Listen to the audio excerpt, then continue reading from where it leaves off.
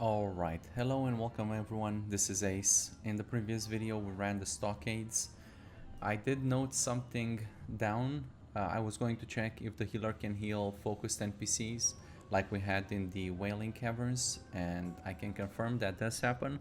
I didn't extensively test this, but I did a quick test just to see if they could heal a focused NPC, and they can, so that's that. Maybe later on there'll be some reason for this to for us to try this out in some dungeon. I can't think of it off the top of my head, but we'll see later down the road. But I checked that out, it worked, and there was nothing else, no other homework. So we're gonna do Gnomeregan this time, and we're gonna look at the DPS priest. What to do?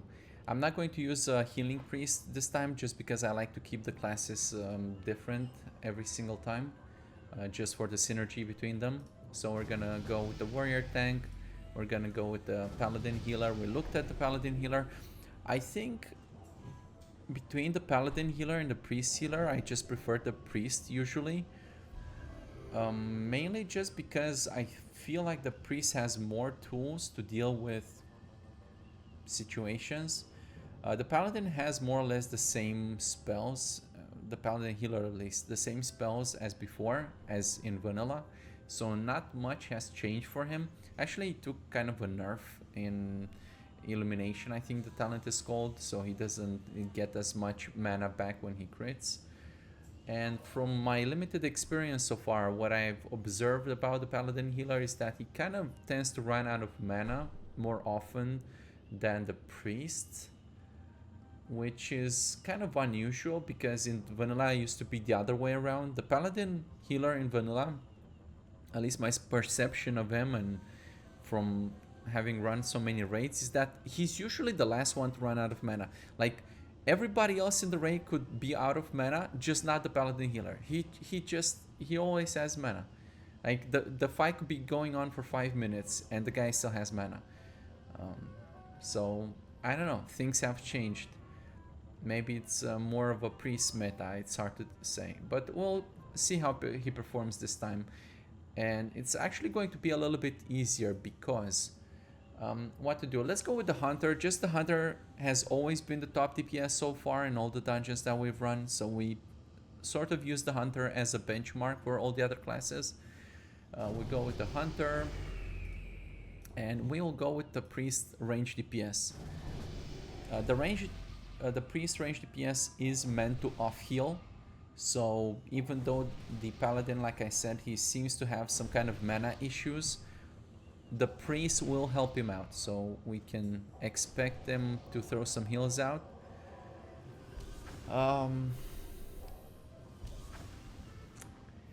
Let me check to see if the priest has shadow form. Oh, he doesn't have shadow. Okay, cool. So I can talk about this for a little bit, and maybe I have to kind of clue you in what I'm trying to do with these priests. So normally if you think of a priest range DPS, you normally think about shadow, right? And if you Google it and try to figure out what spec to play as priest, then you definitely pick shadow. And if you ask around, people will tell you that discipline is more of a PvP spec sort of deal. I agree, but also I don't think we should be so reductive about it. I mean, the shadow spec certainly has benefits, and I did write in the logic for shadow as well. So if they have shadow form, if they have vampiric touch, vampiric embrace, silence, all this jazz, they will try to use it. So they'll be kind of flexible, checking to see if they are in shadow form or not.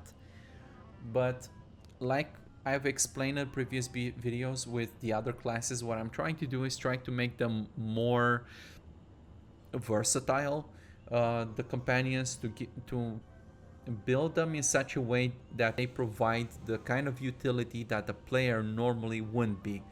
And what I mean by that, if you look at the discipline tree, and this is a happy coincidence because he's already got Divine Spirit, but Divine Spirit gives everybody increased spell damage, even though in this particular situation we don't have spell casters, so no mage, no warlock.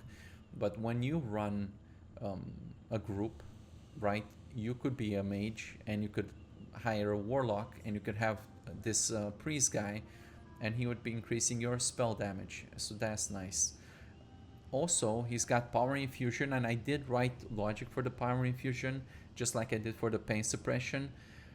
And if you disagree with me, you can just whisper him whom to cast this on. What did I say for the logic though? What does it do by default? I think by default he's looking for a class such as a mage, warlock, shaman, druid, or priest, and he's looking for the player. So he's only looking at players. He's not going to be casting this. He might be casting on himself, but let's just say for now that he's only looking for a player who's a caster type, and he's sorting the players by spell power. So if you want to know by default who is he going to cast power infusion on, is going to be whichever player has the highest spell power and is a caster. So don't expect a warrior to receive that, even if for some reason you're trolling around with a spellcasting warrior. So that's what he does. Again, you can set it manually. If you disagree with me, it's gonna be something like set power infusion name of the group member, something like that. He doesn't have it now, so there's no point in trying. And when is he going to use that? He's going to use that in either you're fighting a very large pack, something like 10 plus enemies. Maybe that's too much. Maybe it should be like 5. It's kind of hard to say. I mean, it only has a 3-minute cooldown, so it's not the biggest cooldown of them all. So you're either fighting 10 plus enemies or you're fighting a boss. And the boss apparently should have a time to kill of 15 seconds or more, right? Because this one lasts for 15 seconds.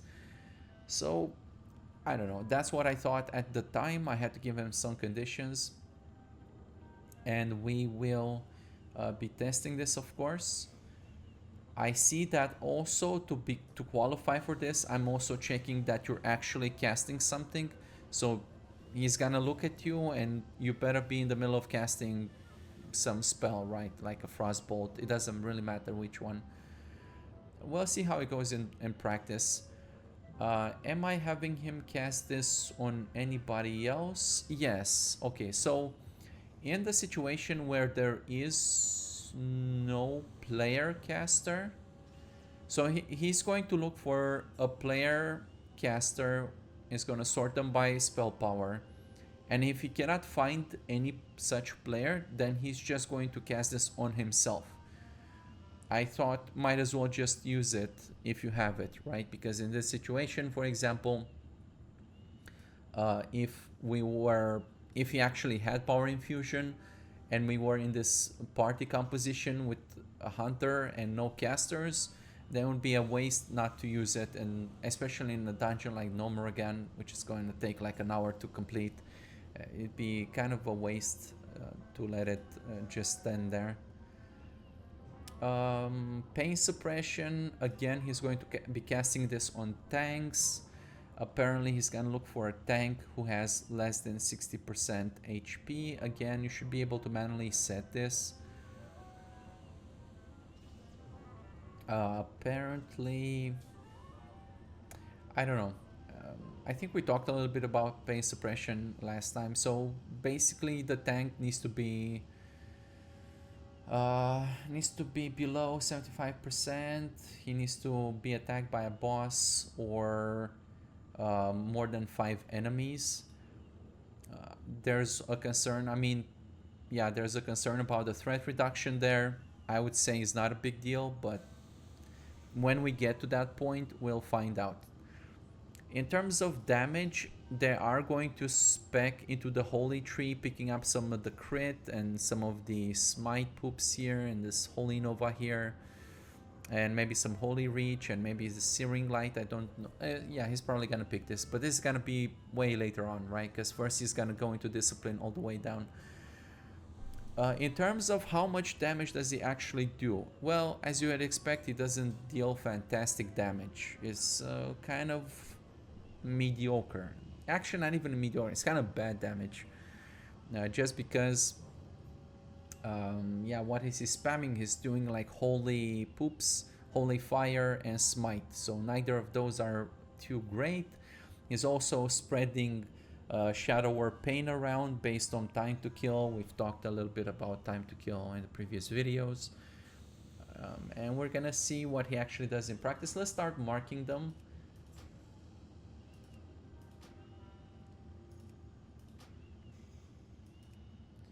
And let's set debug on.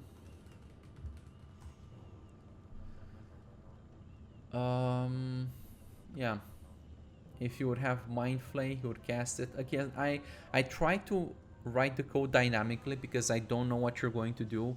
I mean, as far as you're concerned, you could do like half of this and half of that. Like Bob's your uncle, right? I don't know you.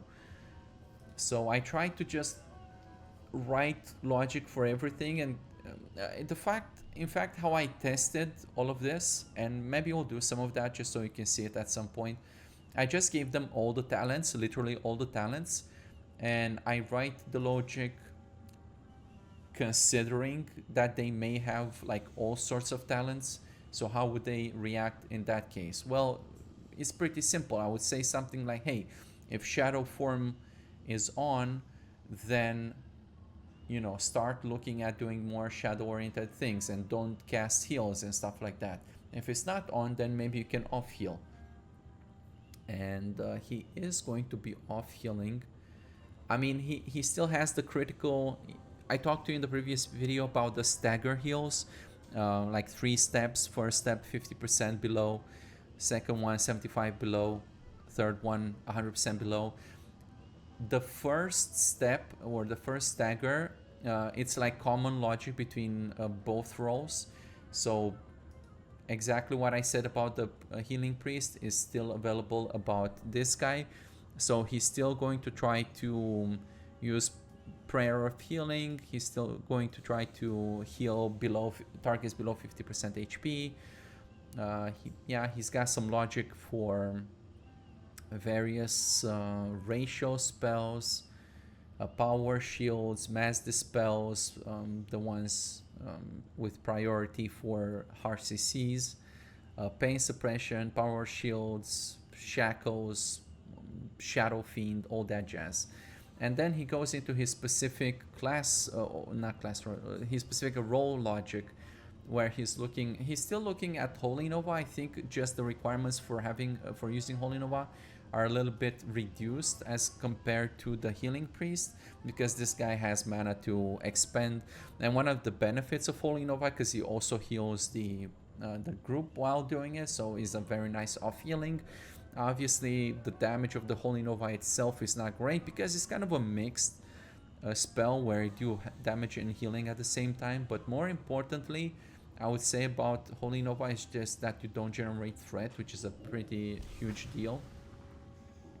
Which means it may not seem important not to generate threat, but if you compare that to a mage or a warlock, when these guys start pumping arcane explosions and hellfires, you'll see the mobs immediately kind of switch over to those guys, whereas the priest doesn't have this problem, which means his sustained damage is pretty good while providing utility to the group.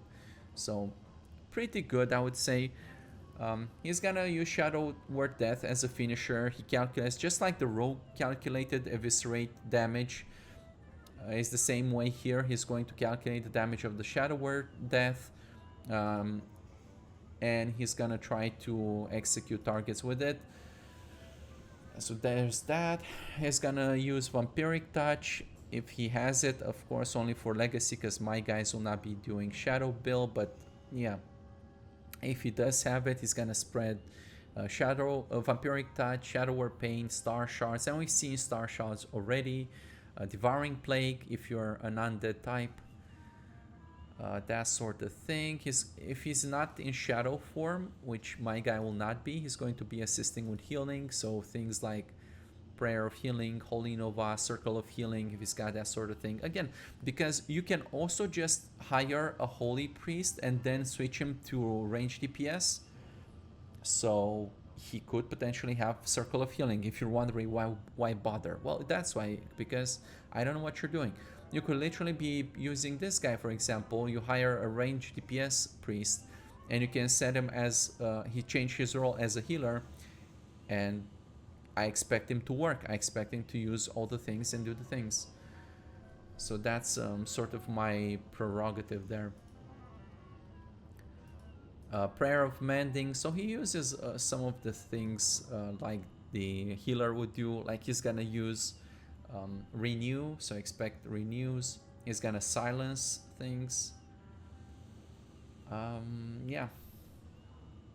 He's gonna do some mass dispelling. We're gonna see that in some Sethek halls, more about that, because in Sethek halls there are some mobs right at the very start of the dungeon who do AoE Thunderclap, which is quite detrimental, and you're gonna see some mass dispelling there. And other places, of course. He removes some diseases as a low priority, stuff like that. Mind Blast. So he kind of, okay, one thing he does is he calculates the damage between the Mind Blast, Holy Fire, and Smite, and he's kind of trying to figure out what he's going to do with it, and when is he going to use them. Let me see exactly, because I don't remember what exactly is he trying to do. So I say here in the code that Mind Blast is usually the hardest hitting direct damage spell, even for Holy DPS. And he compares the damage of the Mind Blast with that of the Smite, and if it's greater, then he's going to cast Mind Blast. A lot of things, I mean, when he calculates the damage, he takes into account all the things that you'd expect, things like reduced, well, not the cooldown, but if he has like cast speed or things like that, or extra damage. When I calculate the damage of the spell, I also take into account the cast time, because I think it's important, because yeah, sure, it's like a Pyroblast, deals a ton of damage, but you know, you need 6 seconds to cast it, so that does matter. But yeah, he's trying to figure out if he should use Mind Blast. He's probably gonna use it. I remember in vanilla, people were saying that you should deny Mind Blast usage because it costs a lot of mana. I don't really subscribe to this line of thought where you shouldn't allow the companions to use their spells because they might run out of mana. The whole point of having mana is to spend it. If you end up a fight with mana left, then maybe you haven't done enough. Maybe you should be doing more, is what I believe, right? If you have mana left, you should consider pulling more, right? You should consider pulling 2 packs of mobs. And that's kind of my philosophy. Like, you're not doing enough, right? They should always try to expand the mana, because the mana is literally damage. He's also going to try to compare the Holy Fire damage with the Smite damage, and if it's greater, he's going to use that. Why am I doing this? Is because it is possible for the Holy Fire not to deal as much damage as the Smite, kind of depending. Like, if you start to put some points into this, it's kind of debatable. So he's just gonna know this. Holy Fire is not great, and I see that I went for the old style here and I didn't look into the time to kill. Maybe. Let me look to see if I checked the time to kill. Yes, I did. I did say look at the target needs to be alive for at least 15 seconds to even consider Holy Fire's damage. Holy Fire is like marginally better. Well, actually, it really depends. It depends when. Because during leveling, you learn different ranks of the spell, depending on what gear you have, depending on what talents you have, and I saw that a little bit in testing. Depending on what his talent situation was, Holy Fire was, I don't know, let's say was ranging between 15, 10, 5% more damage than Smite. Obviously, accounting for leaving the dot running its course. So not just casting it and that's it. So I'm considering that it's the whole 15 seconds should have passed and the damage of that should have run its course. So it's a little bit tricky, but he should be using it sometimes, I believe. Especially, again, my philosophy with this is like I'm calculating the time to kill. Obviously, it's never going to be precise. It's just an estimation, and things are dynamic in the fight, and the more companions could start attacking a target out of a sudden, and then the time to kill plummets, things like that. So it's, I don't know. I think beyond simple calculations is not even worth considering, because you just take up even more processing power that is not really the point. I think if at some point you say, hey, the time to kill for a target is 20 seconds, and then everybody starts attacking and that target dies very quickly, it's not really an issue, because ultimately what you're trying to do is get the job done. And if the target has died, then very good.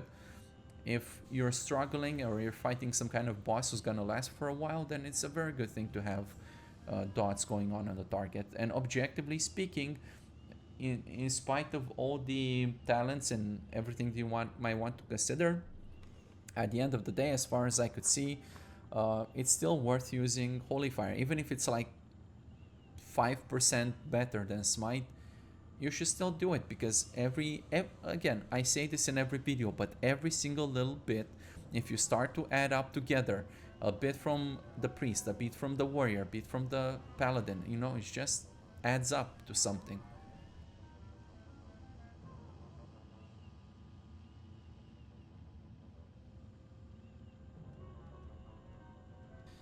Alright, with all that being said and done, let's get into it and let's see what happens. He did the buffies.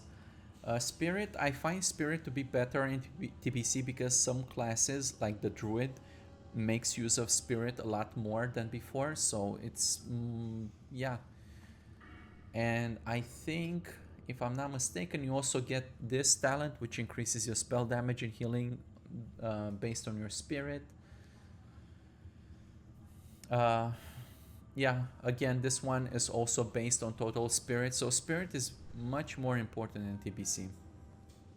Okay, let's get into it.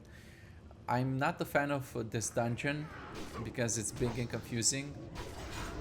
I set them to level 34. Honestly, it may be too much, but the problem with some of these dungeons is that they're so long that yeah, like the starting levels are too high, or are like, the difference between the starting levels and the final level in the dungeon is very high. And I know from experience from doing this dungeon at low levels, is that what can happen is that when you reach by the time you reach the final boss, he's so high level that you're like, you cannot hit him. So it's kind of an annoying dungeon. But ultimately it doesn't necessarily matter to some extreme degree, because we can still compare numbers and see what's going on. And like I promised, his damage is pretty bad. He's also off healing. You can see that he's off healing quite a lot. So you might be wondering, why am I doing this if his damage is not great? Well, I can tell you from experience, from my limited experience with this, is that you can actually... So look, if you need a high damage dealer, you just pick a mage. Pick a mage, pick a warlock, get a hunter, whatever. So that role or that functionality is already provided by somebody else. So there's no point in me just doing or trying to do yet another mage. There is the mage, just pick a mage. Oh, you need high spell damage, pick a mage, boom, end of discussion. Oh, you need someone who's going to off heal and is going to provide all this other goodness here that you cannot get anywhere else, then you've come to the right place. So what I'm doing here is I'm giving you options, and from experience I have seen that dungeons with enough healer go way smoother than dungeons without one.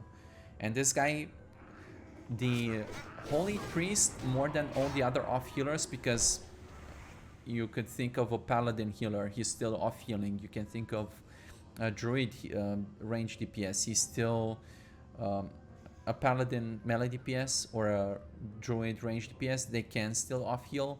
But I promise you, no other class and no other situation is going to provide you as much off healing as this guy will. So if you really need the extra healing, or for example, maybe you can run without the healer, you can actually do that. You can run without the healer.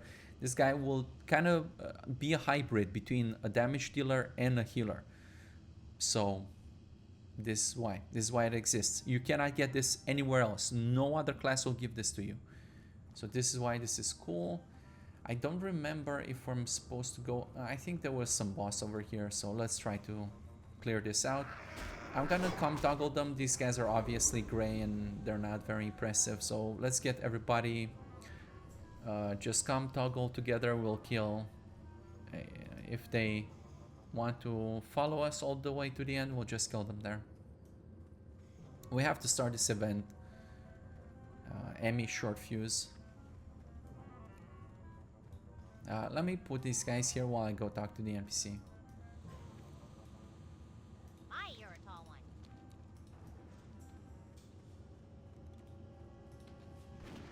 Smite my foe.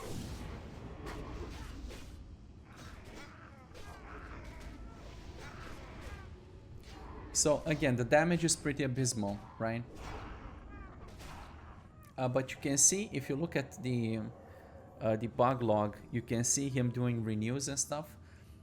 If you don't have a priest in your group, this guy is doing renews, right?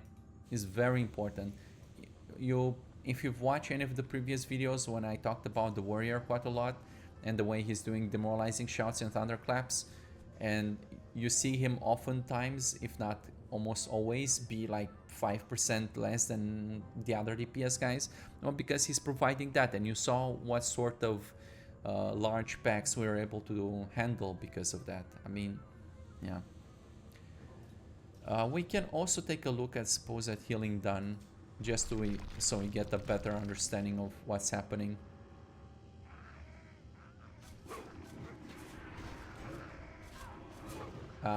Who's when? I'm kind of confused who that is.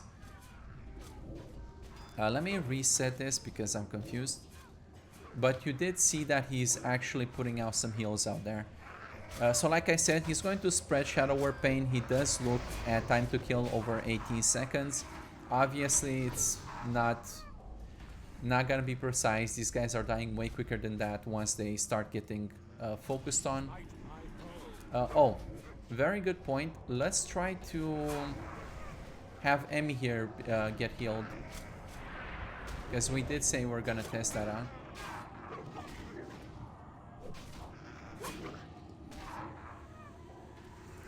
Although, as far as I can see, that's not actually happening, so...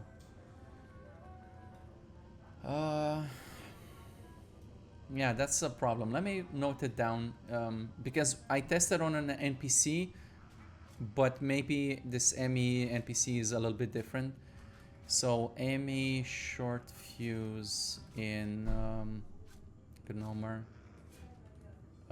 Test for focus healing.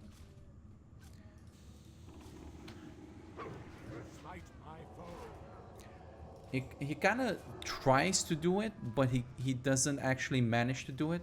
I'm not sure what's up with that one.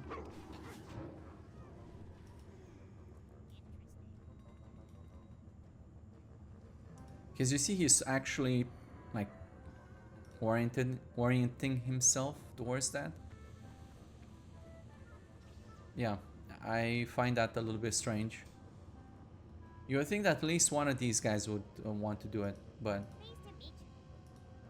I'll test that out on my own time. Hopefully we can keep Emmy alive and going. You might be wondering why aren't the companions attacking when Emmy is being attacked, because she's not part of the group, so they have no idea that they should be doing that.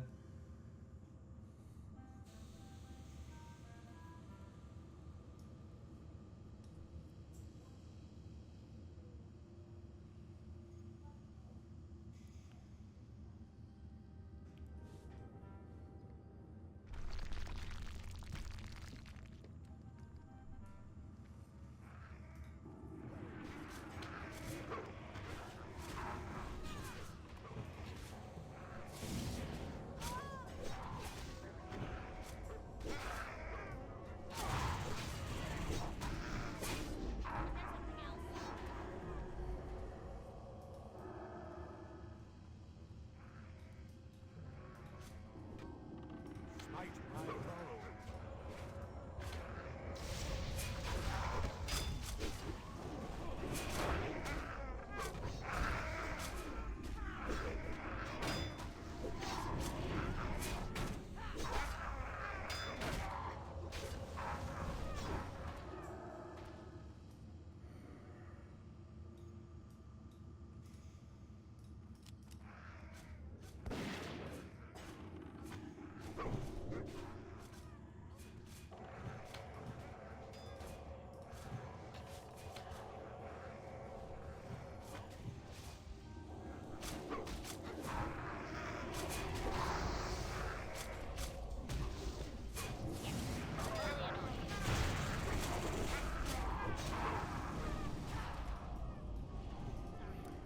Fortunately, Emmy seems to be healing herself, so that takes care of that.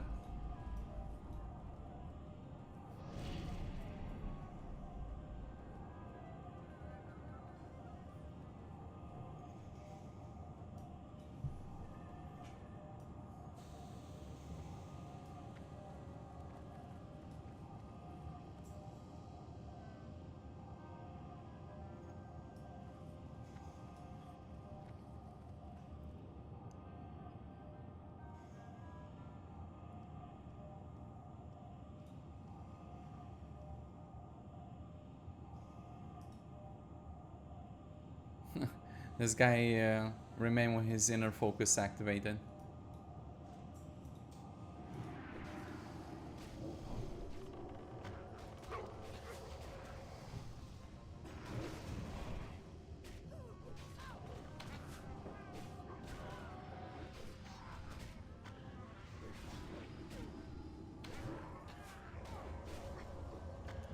Yeah, you see in the log, he keeps trying to heal Emmy, but it says spell fail, bad targets.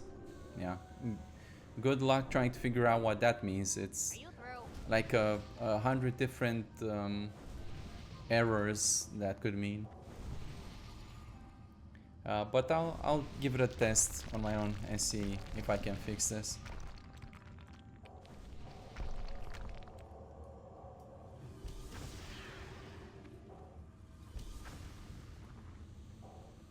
Hey, Okay, I think that was it.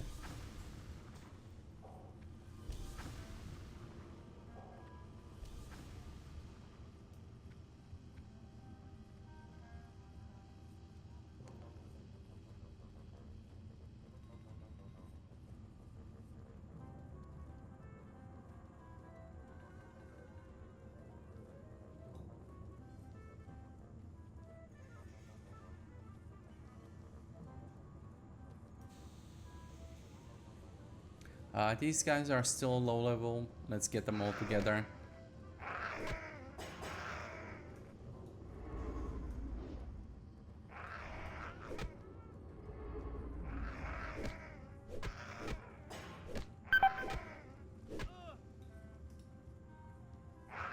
Smite my foe.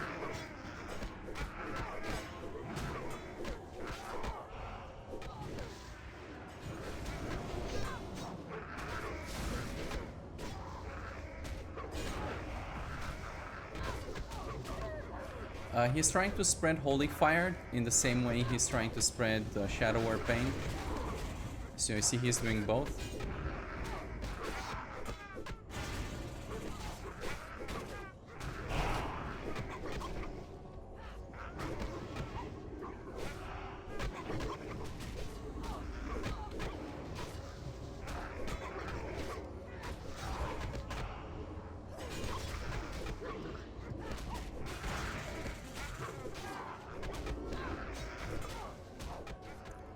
Maybe we're taking quite a lot of damage from these irradiated dudes.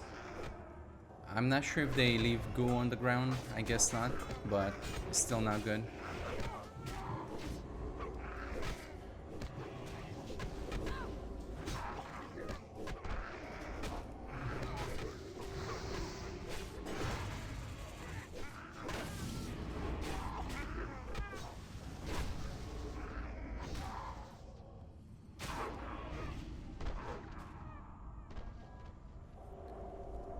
Well, the situation looked a little bit dire, but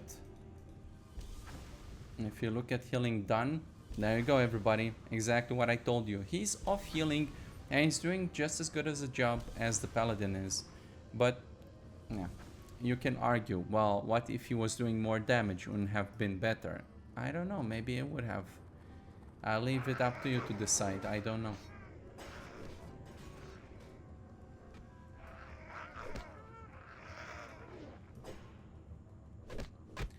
I don't remember if we're supposed to go over on the sledge or not. I guess we're just gonna do it for the giggles.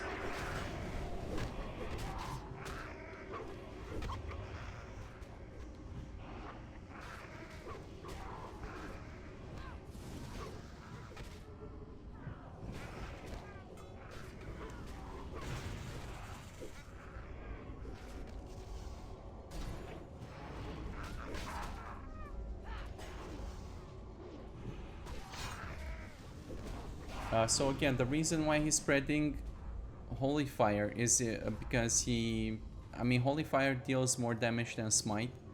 So as long as Holy Fire does get to run its course, then overall he would have dealt more damage by using it or spreading it around.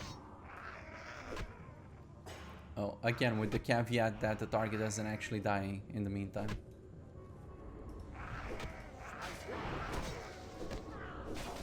I think I forgot to show you in the stockades that the rogues can open up locked chests.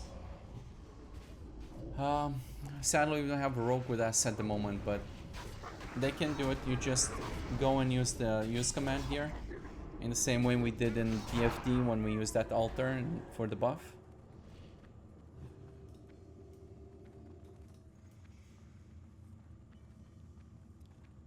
These lock chests usually have some green item or something like that, which could be an upgrade, so it's worth opening them. Yeah, rogues are pretty handy to have around. Locked chests, locked boxes, doors, you name it, they can open them.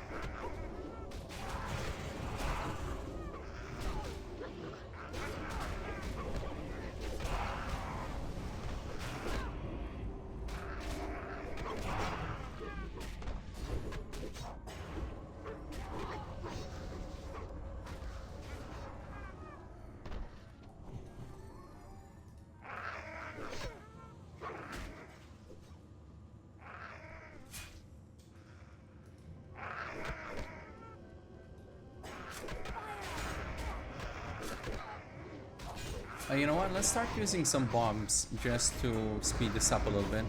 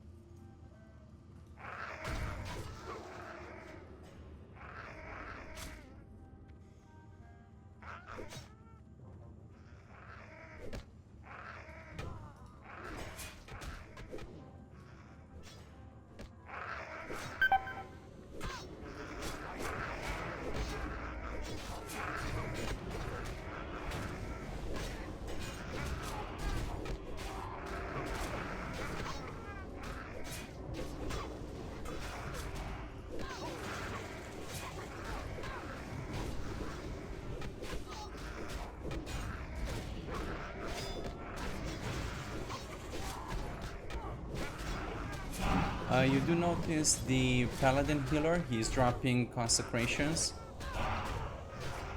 And that does help a little bit with these AoE situations.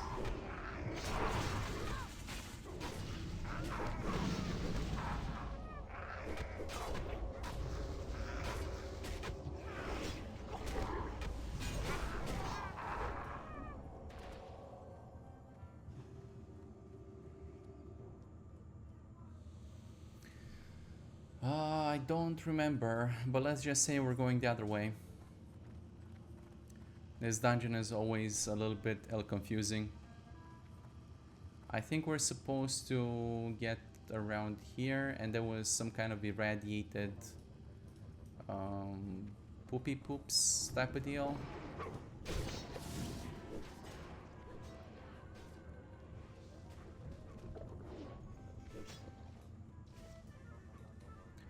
Let's get the comm toggle going on.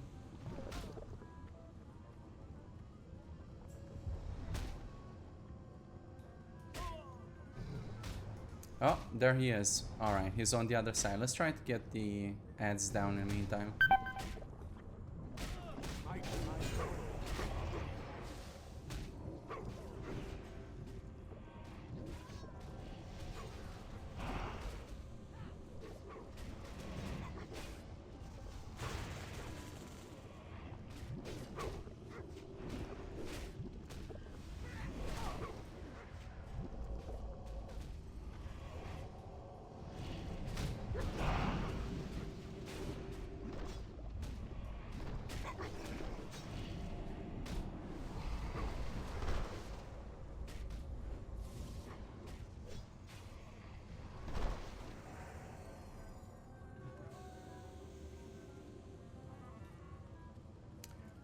Okay, that guy's patrolling around. I guess he went the other side.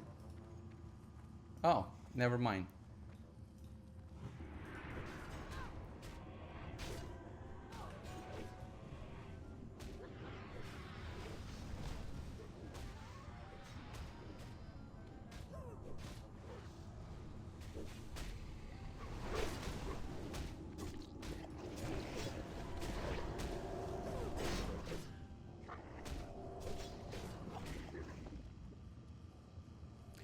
Do note about the item upgrading system. Even if you pick the items in combat, they still need to wait until the combat is over so they can equip it. That's just game rules.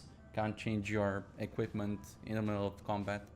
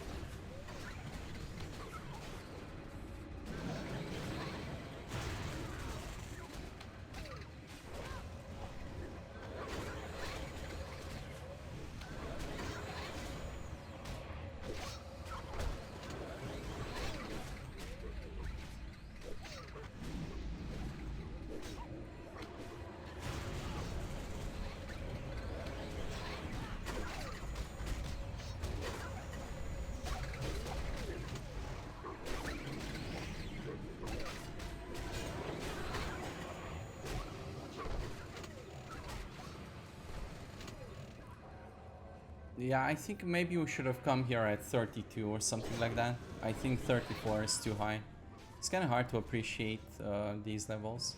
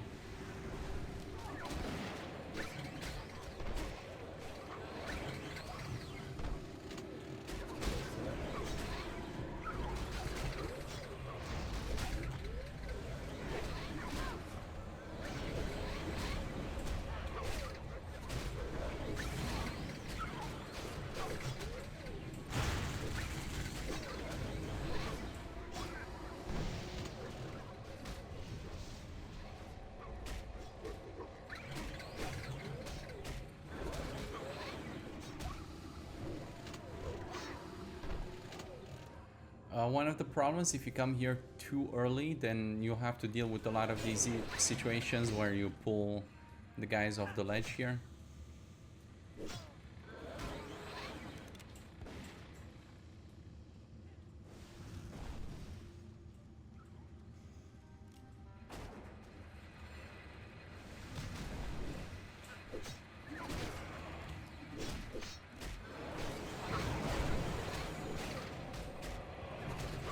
You do see that he is using inner focus and heal and all that jazz.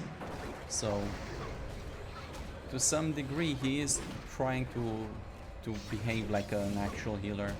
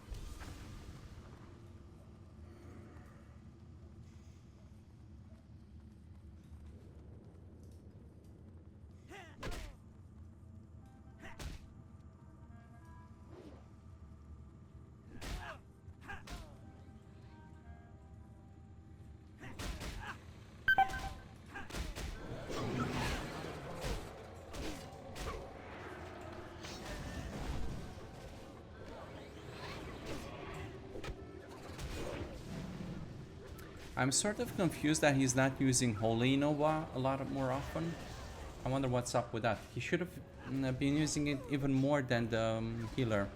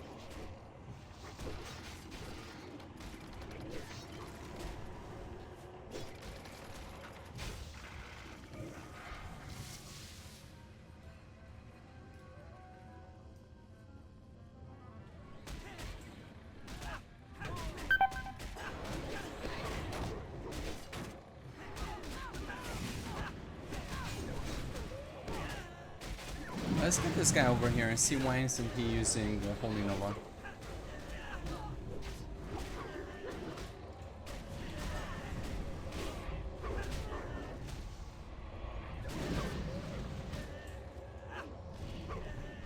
Oh, Jesus, of course he's not using, he doesn't have it, of course, because he's going for the left side of the tree first, and then he'll pick up Holy Nova towards the end at the higher level.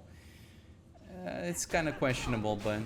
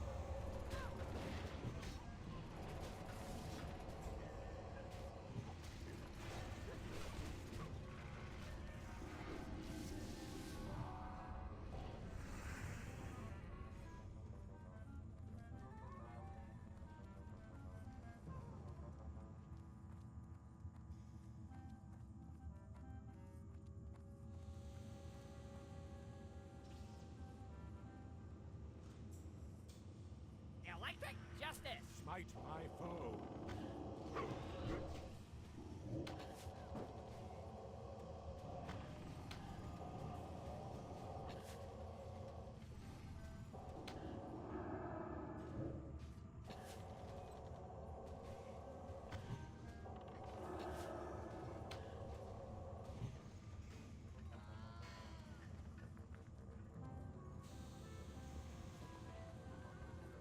That was a little bit strange. Let's revive this guy and do it again, because I didn't see him using Holy Fire in this case. It's kind of strange, because he's been spamming Holy Fire quite a lot until now. What's going on with that one?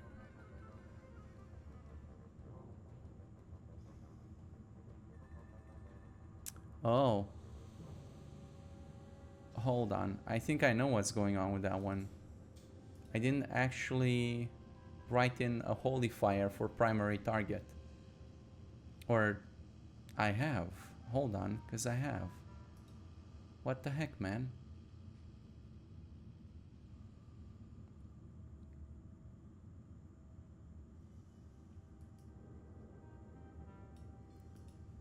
Okay, let me make a small change here. Let's revive this guy and do it again. Okay, round 2, begin. Electric justice. Smite my foe. I'm okay with Mind Blast first. I'm okay with Shadow or Pain first. I don't know about Star Shards, but... Oh, there you go. Perfect. It was a bug in the code. There you go, everybody. We're fixing this live.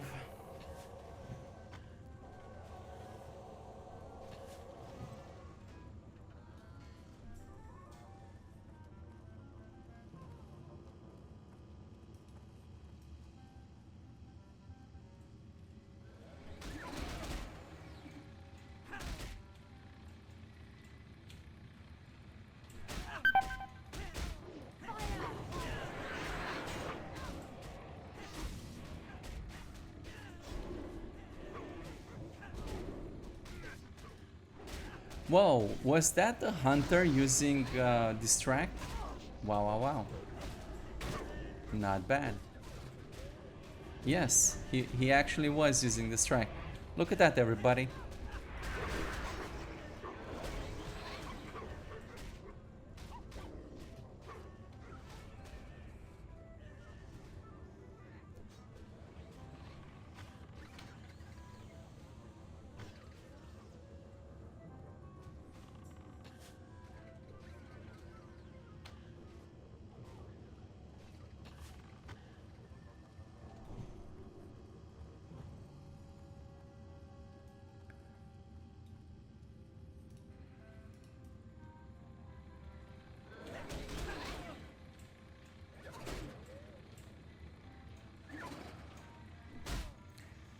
I think we're going to the right side here.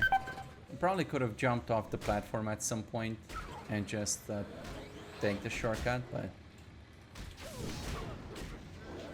it's good to see all of these things in action because you may miss something.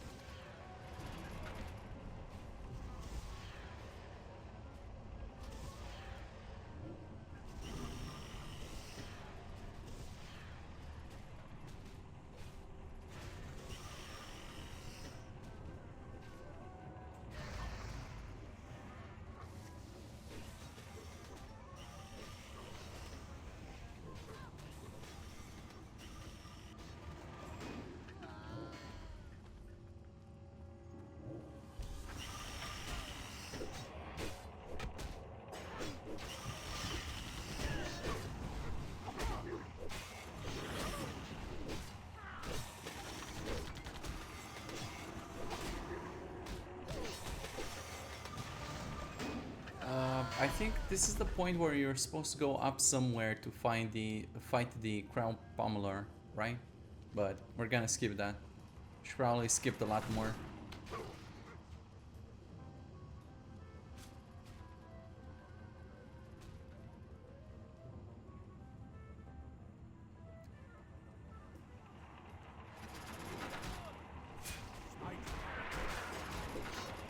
I think I must have run this dungeon like dozens of times over the decades, and I still don't know how to go through it correctly.